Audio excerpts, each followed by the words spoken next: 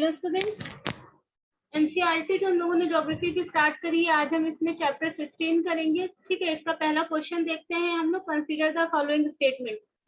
पहले भी बोला था, फिर बोल रहे हैं कि सबसे पहले हमें क्वेश्चंस को समझना है कि क्वेश्चन कह क्या रहे हैं। ठीक है, मनुष्यों के आगमन से पहले, before the advent of humans, earth supported more diversity than any other period. तो मनुष्य जब पृथ्वी पर नहीं आया था तो पृथ्वी ने किसी भी अनवधि की तुलना में अधिक जैव विविधता का समर्थन किया। तो क्या ये सही है कि मनुष्य के आने के बाद डाइवर्सिटी ज्यादा थी, या मनुष्य के आगमन से पहले, अराइवल से पहले डाइवर्सिटी ज्यादा थी? ये पूछा है इसमें हमसे। पौधों और जानवरों की अधिकांश प्रजातियों की खोज और वर्गीकरण किया जाना बाकी है। Most of the species of plants and animals are yet to be discovered and classified. तो मुझे तो लग रहा है कि ये बायोडाइवर्सिटी का चैप्टर है, और ये चैप्टर आपका इन्वायरमेंट से रिलेटेड है गाइस। और यहाँ पे जो बात हो रही है वो ये हो रही है कि क्या मानव जब ह्यूमन अराइवल नहीं हुआ था तो पृथ्वी के ऊपर ज्यादा डाइवर्सिटी थी? सही लगता है सुनने में। और most of the species of the plant and, ये बिल्कुल सही है कि उनको भी डिस्कवर करा जाना बाकी है। ठीक है, आंसर सी है। दोनों ही लेवल पर दोनों ही स्टेटमेंट्स आपके सही होंगे। डाइवर्सिटी की अगर बात की जाए तो डाइवर्सिटी कहाँ कहाँ पर हो सकती है? तो डाइवर्सिटी एक बहुत बहुत बहुत बहुत बड़ा कॉन्सेप्ट है। कल्चरल डाइवर्सिटी हो सकती है, लैंग्विस्टिक डाइवर्सिटी हो सकती है। ठीक है, ह्यूमन बिहेवियर्स में जो एक्टिविटीज देखी जाती है उनमें डाइवर्सिटी देखने को मिलती है। यहाँ पे टर्म लगा हुआ है बायो।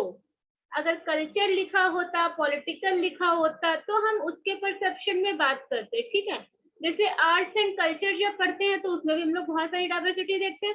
यहाँ पे क्या बात हो रही है? बायोडाइवर्सिटी मतलब जेनेटिक डाइवर्सिटी कितनी हो सकती है। रेस डाइवर्सिटी क्या हो सकती है? ज्योग्राफी का टॉपिक है, रेस पढ़ना है हमको। प्लांट डाइवर्सिटी, माइनिंग डाइवर्सिटी, ठीक है, मरीन डाइवर्सिटी। माइनिंग में भी तो बहुत सारी डाइवर्सिटी होती है, वो तो हमें ज्योग्राफी में कवर करना है। Bird diversity, forest diversity, species diversity, बहुत सारी डाइवर्सिटीज हैं।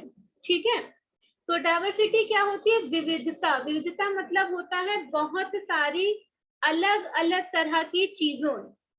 ठीक है, कहते हैं ना कि भारत क्या है? भारत विविधताओं का देश है। क्यों कहा जाता है? इसीलिए कहा जाता है क्योंकि भारत में बहुत सारे रेस, कलर, कल्चर, कास्ट, ठीक है, और आपका धर्म, रीजन, बहुत कुछ मिलता है। इसलिए कहा जाता है कि यहाँ पर हम लोग जो रहते हैं, विविधता में एकता है। ठीक है, यूनिटी ऑफ डाइवर्सिटी है। क्या है?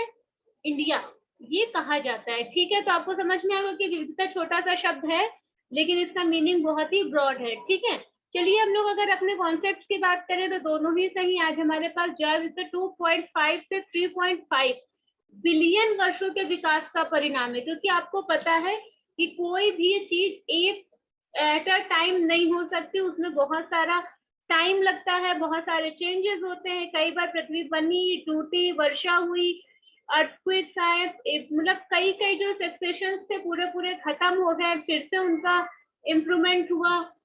जंगलों में आग लग जाना, फिर उसके बाद फिर से उनकी रिकवरी होना। तो ये सब क्या है? कहते हैं ना कि 5 बार नेचुरल डिजास्टर आ चुका है और 6th वाला जो चल रहा है वो ह्यूमन मेड है। इन्वायरमेंट के टॉपिक में हम लोग इसको कवर करते हैं गाइस। तो diversity as we have today is the result of 2.5 to 2.5 3.5 billion years of evolution. Before the advent of humans, our earth supported more diversity than in any other period. जब human आया तो उसने जो diversity थी उसका use करना start किया, याद रखिएगा।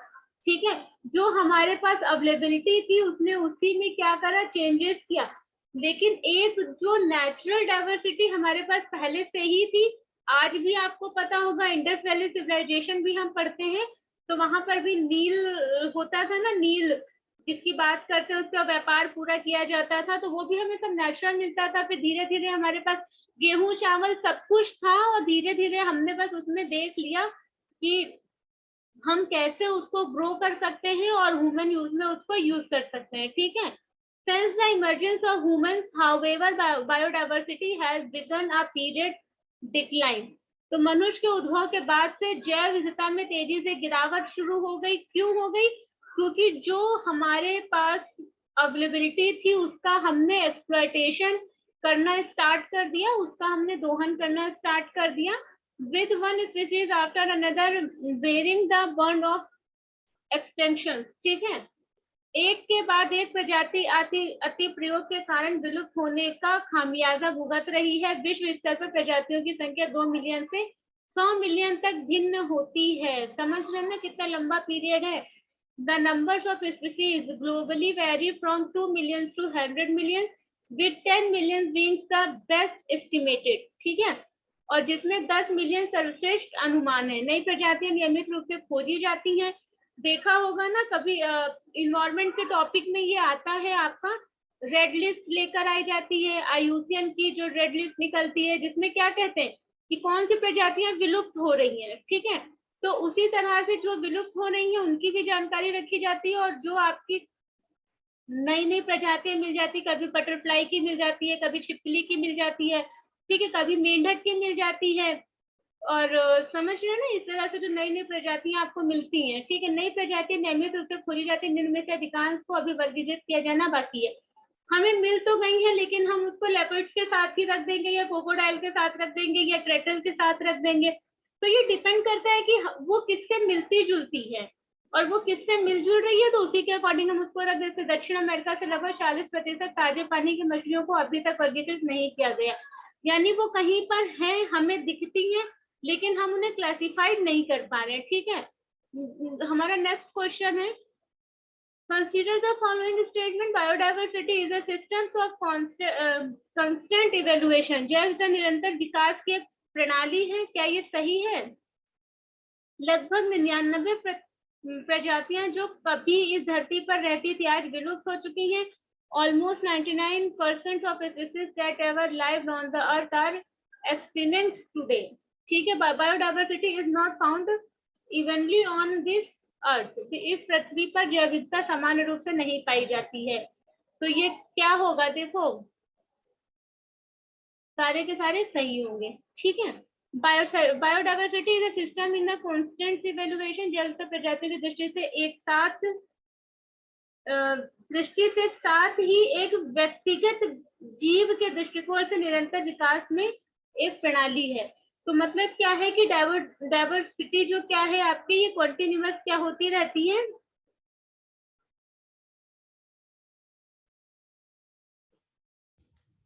ठीक है, क्या होती रहती है, उसमें निरंतर जो है चेंजेस आता रहता है, और उसमें जो है हमें डाइवर्सिटी देखने को मिलती है। एक प्रजाति का औसत आधा जीवन 1 से 4 मिलियन वर्ष के बीच अनुमानित है। 99% जो कभी पृथ्वी पर रहती थी आज विलुप्त हो चुकी है। ठीक है, अब हम लोग नेक्स्ट क्वेश्चन देखते हैं, consider the following statements about genetic diversity. देखिए, अनुवांशिक होता क्या है, अनुवांशिक पहले पता हो, फिर उसकी विविधता पता हो। दो बातें हैं ना यहाँ पे। टाइप्स ऑफ बायोडाइवर्सिटी, जिसमें हम पहले बार स्पीशीज डाइवर्सिटीज भी होती हैं। ठीक है, यहाँ पे हम लोग क्या बात कर रहे हैं, जेनेटिक डाइवर्सिटी। जेनेटिक मीन्स होता क्या है, जीन्स को लेना। DNA सबने पढ़ा होगा साइंस एंड टेक्नोलॉजी में, साइंस जर्नल साइंस में पढ़ते हैं, नहीं पढ़ा है तो आगे पढ़ेंगे। ठीक है, तो जेनेटिक मतलब क्या, दो जीन को लेना, दो अलग अलग बॉडी के जीन को एक में एक का उसका सेल लेना और एक का उसका न्यूक्लियस लेना, और दोनों को आपस में मिलाना और एक नई प्रजाति को इनमर्ज करना। ठीक है, नई प्रजाति को क्या करना, उसको जन्म देना। जैसे कि गोल्डन राइस, बिल्कुल, ब्रिंजल के नाम पर आपने सुना होगा, बीटी कॉटन आता है, बीटी ब्रिंजल है, बीटी टोमेटो पोटैटो है। ठीक है, तो ये सब क्या है, ये सब जेनेटिक है। ठीक, तो जेनेटिक डाइवर्सिटी क्या होती है कि दो अलग अलग प्रजातियों की जीन्स को लेकर एक में उसको मर्ज करवा देना, और उसके बाद उससे जो नया प्रोडक्ट तैयार होगा वो जेनेटिक प्रोडक्ट कहलाएगा। ठीक है, सिंपल सा है ये। तो जीन विभिन्न जीव रूपों के बुनियादी निर्माण खंड हैं। तो genes are basic building blocks of various life form. सुनने में तो सही लग रहा है। अनुवांशिक जैव विविधता का तात्पर्य प्रजातियों के भीतर या बिना जीन की विविधताओं से है। अनुवांशिक जैव विविधता, genetic diversity refers to the variations of genes within or without species. अनुवांशिक जैव विविधता का तात्पर्य प्रजातियों के भीतर या बिना जीन की विविधताओं से है। ये देखना पड़ेगा। प्रजातियों की आबादी के स्वास्थ्य प्रजनन के लिए अनुवांशिक विविधता आवश्यक है। तो चलिए देखते हैं हम लोग। जेनेटिक डाइवर्सिटी मैंने आपसे बताया कि बिना जीन दिए नहीं हो सकता, ठीक है। हमें दो एलिमेंट चाहिए। सपोज दैट जैसे हमें क्या करना है, एक जीन तैयार करना है, तो कोई ये ए सेल है और ये कोई बी सेल है, ठीक है। इन दोनों को मिलाकर ये जो ए बी सेल का प्रोडक्ट तैयार होगा ये जेनेटिक होगा, ठीक है। सिंगल जीन इनका होगा, सिंगल जीन इनका होगा, लेकिन ये क्या डबल बाउंड बनाएगा और उसके बाद एक जीन जनरेट होगा। गोल्डन राइस इसी तरह का है, क्योंकि देखिए राइस में मैक्सिमम क्या मिलता है, कार्बोहाइड्रेट।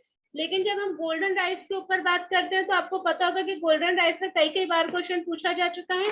तो गोल्डन राइस में पूछा जाता है कि उसमें क्या ज्यादा मिलता है। अगर आपसे हम पूछे कि राइस जो है इसमें मैम कौन सा विटामिन या प्रोटीन या कार्बोहाइड्रेट क्या मिलेगा, तो आप सीधे बोलोगे कार्बोहाइड्रेट, ठीक है। लेकिन अगर हम लोग गोल्डन राइस की बात करते हैं तो इसमें क्या मैक्सिमम मिलता है, विटामिन ए। क्यों? क्योंकि ये प्रजाति इस तरह से बनाई गई है कि क्या किया जा सके। हमने देखा कि देश में एनीमिया की प्रॉब्लम बहुत सी औरतों को हो रही थी, तो हमने चावल के फॉर्म को चेंज करने के लिए सोचा और हमने सोचा हम कोई ऐसा राइस डेवलप कर दें तो क्या हो जाए, उससे विटामिन ए की मात्रा बन जाए। जैसे फोर्टिफाइड फूड्स होते हैं, तो फोर्टिफाइड फूड जो फूड होते हैं, कौन से फूड होते हैं, उनको वही वाले फूड वो होते हैं जिनके जीन्स में चेंजेस करके जो नए फूड बनाए जाते हैं, जिनमें मान लो जैसे कि बच्चों में क्या विटामिन सी कम है, ए कम है, कैल्शियम कम है। तो एक इस तरह का फोर्टिफाइड फूड मतलब एक छोटा सा एक प्रोडक्ट बनाना जिसमें ये सारी चीजें हों, वो थोड़ा सा खाए और उन्हें उनकी बॉडी को सब कुछ मिल जाए, ठीक है। तो ये क्या होगा, जेनेटिक चेंज होगा। तो दो तो ये किसी भी हालत में सही होना ही नहीं था गाइस, क्योंकि इसमें लिखा है कि बिना उसके हो जाएगा। अनुवांशिक जैव विविधता का तात्पर्य प्रजातियों के भीतर या बिना जिन की विविधताओं से, ये तो बिल्कुल नहीं है, विविधता होना जरूरी होगा। लेकिन प्रजातियों की आबादी के स्वास्थ्य प्रजनन के लिए अनुवांशिक विविधता आवश्यक है, बिल्कुल सही है। क्योंकि इससे एक तो जो विलुप्त जातियां हैं, जीन बैंक के बारे में आप लोगों ने सुना होगा, सीड्स बैंक के बारे में आप लोगों ने सुना होगा, जेनेटिक सीड बैंक के बारे में सुना होगा। तो सीड बैंक तो जहां पर बीज रखे जाएंगे, लेकिन जेनेटिक सीड बैंक वो होंगे जहां पर उनके जीन रखे जाएंगे और आने वाले टाइम में उनको फर्टाइल करवाकर यूज किया जाएगा, ठीक है। तो वो जेनेटिक चेंजेस किए जाएंगे। तो जीन विभिन्न जीव रूपों के, ये तो ठीक है कि जीन विभिन्न जीव रूपों के बुनियादी निर्माण खंड, genes are basic building blocks of various life form. ये तो सिंपल, दोनों देखिए देखते ही ये दोनों सही लग रहे हैं, तो और ये जीन नहीं है तो बात ही खत्म थी, ठीक है। तो ये किसके लिए आजकल देखा गया है कि फॉरेन कंट्रीज में ऐसे रिसर्च चल रहे हैं जिसमें ये माना जाता है कि पहले क्या चलता था कि पेरेंट्स जैसे हैं बच्चे वैसे होंगे, लेकिन अब ये हो गया है कि उनके अंदर, उनके जीन के अंदर ऐसे मतलब उनकी जो विशेषताओं को डाल दिया जाए, कलर को लेकर, आई कलर को लेकर, लिप्स को लेकर, ठीक है, सॉरी बोन्स नहीं, हाइट को लेकर, वेट को लेकर। तो इसमें क्या होगा, कोई भी फिजिकल चेंजेस जीन चेंजेस के तहत पॉसिबल होगा, ठीक है।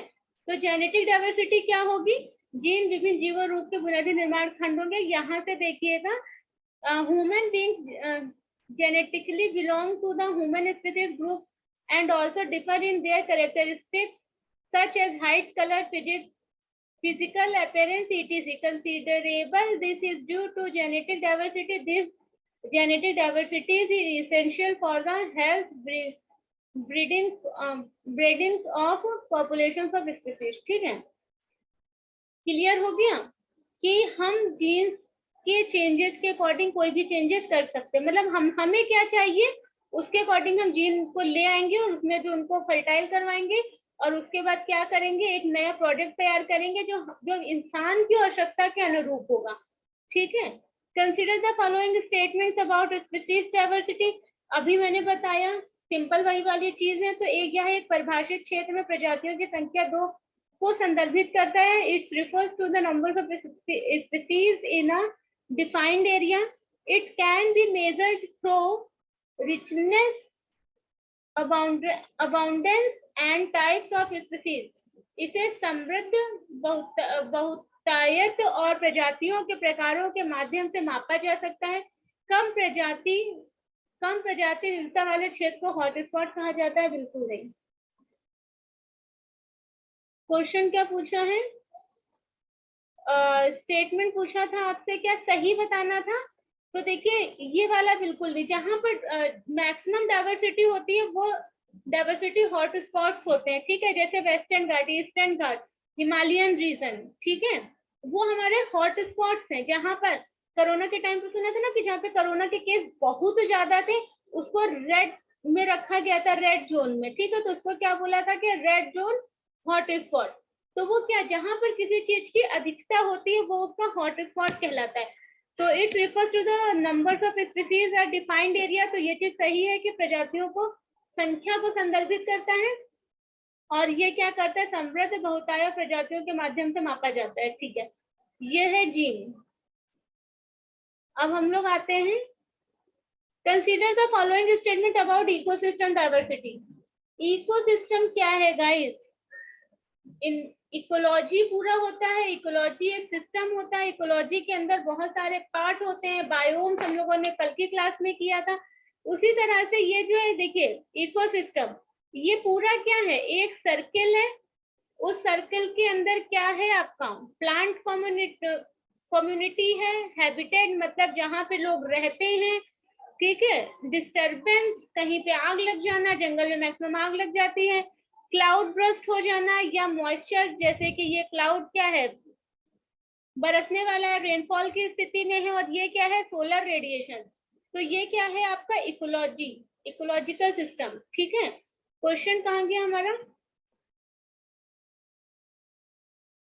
अच्छा, ये यह पारिस्थितिकी तंत्र के प्रकारों और निवास की विविधता और प्रत्येक पारिस्थितिकी तंत्र के भीतर होने वाली पारिस्थितिकी प्रक्रियाओं के बीच अंतर को संदर्भित करता है. बिल्कुल सही है. It refers to the difference between ecosystem types and the diversity of habitat and ecological process occurring within each ecosystem. हमने कल भी ज्योग्राफी की क्लास में बात किया था कि जितना इंसुलेशन होगा उसी के अकॉर्डिंग क्या होगा, मॉइस्चर होगा, रेनफॉल होगा. जहाँ पे जैसा इंसुलेशन होगा, अगर पोलर पे नहीं है तो वहां का जो डाइवर्सिटी वो अलग होगा. इक्वेटोरियल रीजन की जो हमने बात करी थी, कर्क और मकर रेखा, कैंसर एंड कैप्रिकॉर्न की जो हमने बात करी थी, हमने देखा था वहां पर मैक्सिमम डाइवर्सिटी पाई जाती है. तो ये ऊपर वाला स्टेटमेंट बिल्कुल क्लियर है कि जहाँ क्या होगा, डिफरेंस बिटवीन इकोसिस्टम. तो हमारा इकोसिस्टम भी क्या मिलेगा, अलग अलग तरह का मिलेगा. समुदायों और पारिस्थितिकी तंत्र की सीमाओं को कड़ाई से परिभाषित किया गया है. The boundaries of communities and ecosystem are rigidly defined. आप रिजिडली कैसे कर सकते हो ये बताओ. ये कोई देश की सीमा थोड़ी डिसाइड हो रही है कि हमने जबरदस्ती कर लिया तो चाइना हम पर क्लेम करेगा या पाकिस्तान हम पर क्लेम करेगा, वो पीओके पे जाएगा या वो आसियान चीन के ऊपर जाएगा. हाँ, ऐसा तो नहीं है ना. रिजिडिटी जैसे ग्वालवन वैली का मामला चल रहा है चाइना के साथ, सुना होगा सबने. 8 फिंगर की बात चल रही है वहां पर, है ना, कि 8 फिंगर में पेट्रोलिंग की जब बात आती है तो चाइना जैसे 4-4 डिवाइड है तो बोलता है कि नहीं, पेट्रोलिंग के लिए आगे बढ़ जाता है. तो फिर भारत कहता है कि नहीं ये तो गलत है, तो चाइना कहता है कि नहीं वो पानी वहां से आता है तो वो हमारे फिंगर्स में आता है. तो वो जो आपका दूसरा तीसरा वाला है वहां से भी पानी हमारे पास आ रहा है. तो ये वाली जो चीजें है ना, ये यहाँ पे लागू नहीं हो सकती क्योंकि ये इन्वायरमेंट है. ये इन्वायरमेंट के क्वेश्चन है. और आपको पता है कि हम जियोग्राफिकल बाउंड्रीज डिसाइड कर सकते हैं, लेकिन उस जियोग्राफिकल बाउंड्रीज में आने वाली विंड, आने वाली प्रजातियां, स्पीसीज और आने वाले वाटर, क्लाइमेट, इनको हम नहीं चेंज कर सकते. अगर पोलर में ठंड पड़ेगी तो फिर वो 90 डिग्री का जितना भी एरिया नॉर्थ एंड साउथ होगा वो होगा. अगर कहीं पर इक्वेटोरियल की बात आएगी तो वो पूरा आपका क्या होगा, जितने भी कंट्री इक्वेटोरियल पे पड़ते हैं उन सब पर एक जैसा मौसम, दशाएं, डायरेक्शन, सब कुछ देखने को मिलेगा. कोल्ड और हॉट विंड की बात की थी तो तभी तो बात हम कर रहे थे. तो यहाँ पर इस चीज को समझिएगा कि कोई रिजिड नहीं है. ठीक है, क्योंकि ये नेचुरल है. तो एक हमारा सही हो जाएगा. अब ये देखिए हैबिटेट किस किस तरह से, ये देखिए हैबिटेट मतलब होता है घर, ठीक है, जहाँ पे हमारे जीव जंतु रहते हैं। और उसके बाद जब इनके संरक्षण की बात आती है तो नेशनल पार्क बनाकर इनको रिजर्व घोषित कर दिया जाता है। जैसे दुधवा नेशनल पार्क हो गया, ठीक है, रानीगंज हो गया, बहुत सारे हैं ना ऐसे। उन्नाव में देखो नवाबगंज हो गया, हमने पूरे एरिया को कंजर्व घोषित कर दिया। हमने कहा कि नहीं, अब ये क्या करेंगे, इसको इनको हम प्रोटेक्शन देंगे। प्रोटेक्शन देने का सेंस ये कि हमें अपनी बायोडाइवर्सिटी को बचाना है, ठीक है, अपने इकोसिस्टम को बचाना है। आगे आते हैं, बात वही ये कर रहे हैं कि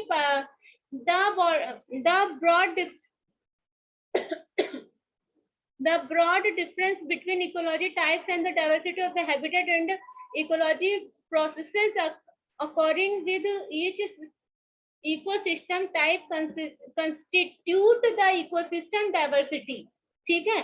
सेकंड वाला गलत हो जाएगा, क्यों? क्योंकि the boundaries of communities associated of species and ecosystem are not very rigidly defined, thus the demarcations of ecosystem boundaries is difficult and complex, ठीक है। 6th क्वेश्चन पर आते हैं, बात करते हैं जैव विविधता की पारिस्थितिकी भूमिका के बारे में बताइए। तो सिंपल सी चीज है कि इसमें भी बायोडाइवर्सिटी के बारे में पूछा है, इकोलॉजिकल रोल ऑफ बायोडाइवर्सिटी। तो पारिस्थितिकी तंत्र के भीतर जितनी अधिक समृद्धि होगी, प्रजातियों के विरोधियों और हमलों के माध्यम से जीवित रहने की संभावना कम होगी। More the richness with in ecosystem, less will be changes of the species to survive through adversaries and attacks। क्या लग रहा है, सही लग रहा है? उच्च जैव विविधता वाले पारिस्थितिकी तंत्र में पर्यावरणीय परिवर्तन के अनुकूल होने की संभावना अधिक होती है।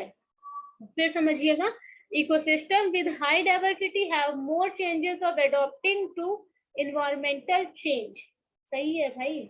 नहीं, चलिए देखते हैं, सही पर आते हैं। इसमें दूसरा वाला गलत हो जाएगा, ठीक है। देखिए आंसर क्या है इसका, बी पूछा क्या है, सही चुनना है, सही चुनना है। मुझे कुछ लग रहा है गलत है, चलिए फिर से इसको देख लेते हैं। कथन एक गलत है। जैव विविधता की पारिस्थितिकी भूमिका, कई प्रकार की प्रजातियों एक पारिस्थितिकी तंत्र में कोई ना कोई कार्य करती हैं। सिंपल सी चीज है, फूड चेन कल हम लोगों ने देखा था। एक पारिस्थितिकी तंत्र में कुछ भी बिना किसी कारण के विकसित और कायम नहीं रहता। जो सरवाइव कर जाएगा वो रह जाएगा, जो सरवाइव नहीं कर जाएगा वो खत्म हो जाएगा। सिंपल सी चीज है, ठीक है। एक कॉन्सेप्ट आता है ना परजीवी सहजीवी वाला, ठीक है, उस पर भी हम लोग जब पहुंचेंगे तो बात करेंगे। तो देखिए इनके अंदर भी सिंपल सा है कि जैसे ह्यूमन कम्युनिटीज होती है ना, कि पावर जिसके हाथ में होती है मोस्टली लोग उसकी तरफ अपने आप ही क्या होते हैं, झुक जाते हैं, उसके अंडर में आने लगते हैं।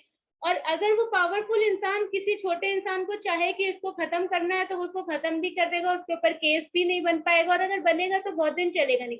ऐसा हम लोग देखते हैं नॉर्मल आम जिंदगी में, सबने देखा होगा, ठीक है। पुलिस केस कितना होता है, सीबीआई जांच होती है, ठीक है, एफआईआर होती है, पीआईएल होती है, बहुत कुछ होता है, लेकिन बड़े बड़े करप्शन को खत्म कर दिया जाता है किसी छोटे व्यक्ति के द्वारा नहीं, बड़े बड़े लोगों के द्वारा।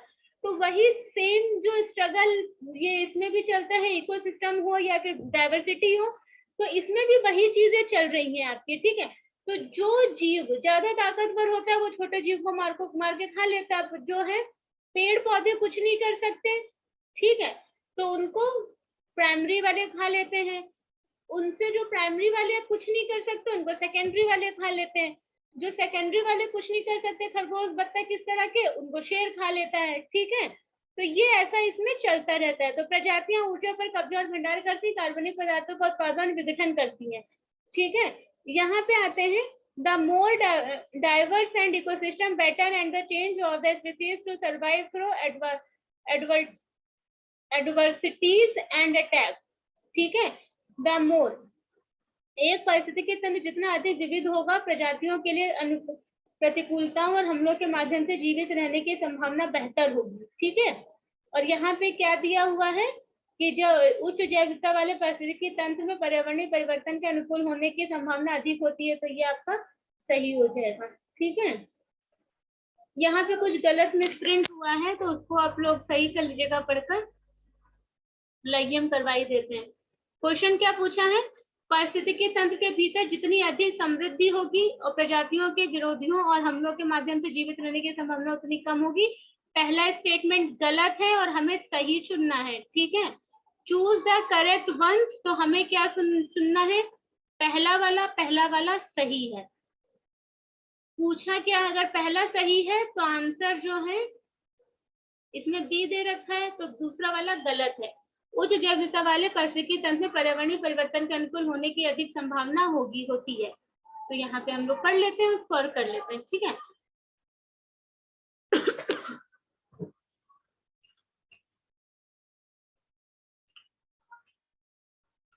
आंसर तो गलत है। जैव विविधता की आर्थिक भूमिका के बारे में निम्नलिखित कथनों पर विचार कीजिए।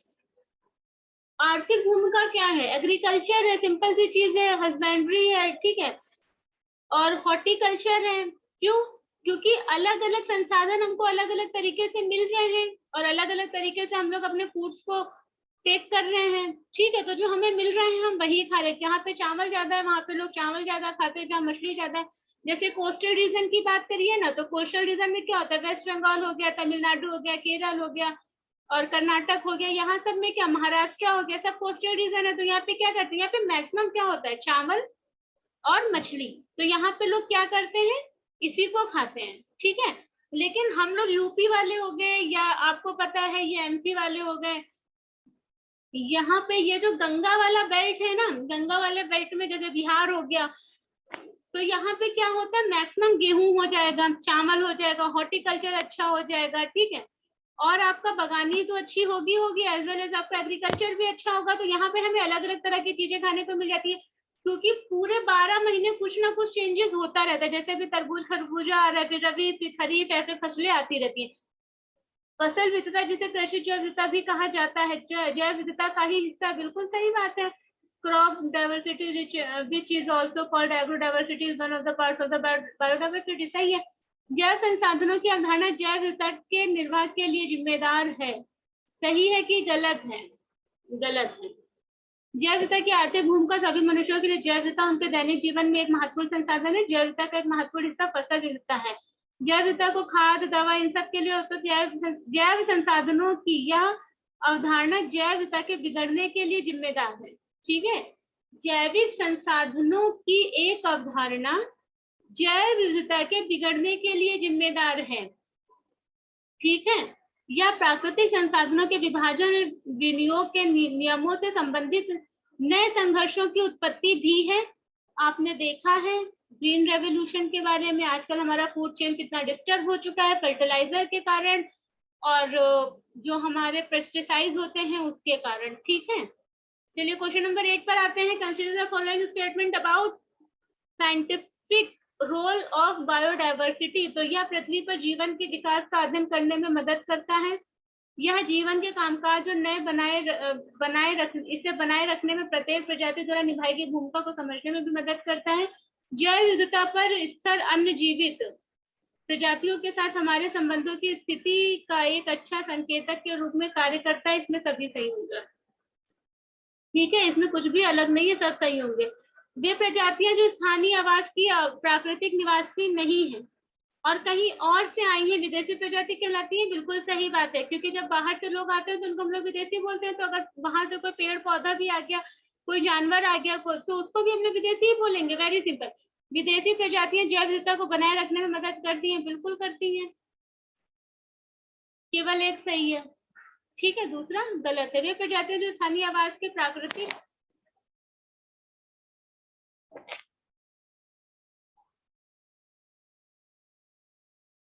अच्छा गलत पूछा है, तो ये दूसरा वाला गलत है। दूसरा वाला गलत कैसे है, हम आपको बताते हैं कि हमारे वहाँ का सॉइल डिफरेंट है, हमारे वहाँ का एयर डिफरेंट है, हमारे वहाँ का वाटर बॉडी डिफरेंट है, ठीक है। और अगर कहीं और से कोई प्रजाति आती, मान लो कि पोलर की प्रजाति को हम लाकर इक्वेटोरियल रीजन में लगा देंगे, तो क्या वो सरवाइव करेगी? नहीं करेगी। और अगर उसका निगेटिव असर हो गया तो वो हमारी डाइवर्सिटी को भी डिस्टर्ब कर देगी, ठीक है। जैसे कि बायो वेपन की बात चलती है गाइस, तो बायो वेपन क्या होते हैं आपके? बायो वेपन वही होते हैं ना कि किसी मतलब कोई ऐसा केमिकल बना लेना या ऐसा कोई पेड़ पौधा बना लेना या ऐसा कुछ। क्योंकि पता है आपको शायद पता होगा या नहीं पता होगा, तो सुन लीजिए। आप एक पत्ती भी देश की बाउंड्री के अंदर बाहर से नहीं ला सकते। ये हमारे वहाँ एक्ट है, सख्त कानून बने हुए हैं, इनको फॉलो करना जरूरी है। एयरपोर्ट पे अगर आपके पास एक भी पत्ती सस्पेक्टेड मिल जाएगी तो आपको तुरंत का तुरंत जेल हो सकती है, खामियाजा भरना पड़ सकता है, जुर्माना भरना पड़ सकता है, कई कार्रवाइयां आपके ऊपर हो सकती हैं। ठीक है, तो आप जब भारत की बाउंड्री के अंदर एंट्री लेते हैं या किसी भी देश में एंट्री लेते हैं तो एक भी पत्ती, एक भी बैक्टीरिया आप अपने साथ कैरी नहीं कर सकते। तो क्यों? क्योंकि उनको पता है कि आप हमारे वहां आएंगे, अगर आपने उसको छोड़ दिया तो हमारे लिए समस्या खड़ी हो जाएगी। वो बायो वेपन्स के रूप में कंसीडर होता है, और आपको पता होगा कोरोना को भी बायो वेपन ही कहा जा रहा था, है ना। तो विदेशी प्रजातियां जैव विविधता को बनाए रखने में मदद करती हैं? बिल्कुल भी नहीं करती हैं। ठीक है, क्वेश्चन नंबर 10 थोड़ा सा बड़ा है, पहले आइए कर लेते हैं। United Nation conference of environment and development, UNCED, by name Earth Summit, conference held at Rio de Janeiro, Brazil. कब आया था? 1992 में। To reconcile world wide economic development with the protection of the environment. तो Rio de Janeiro 1992 में हुआ था। ठीक है, ब्राजील की एक जगह है रियो डी जेनेरियो, वहां पर इसकी मीटिंग हुई थी और इसीलिए इसका नाम क्या रखा गया है? रियो डी जेनेरियो।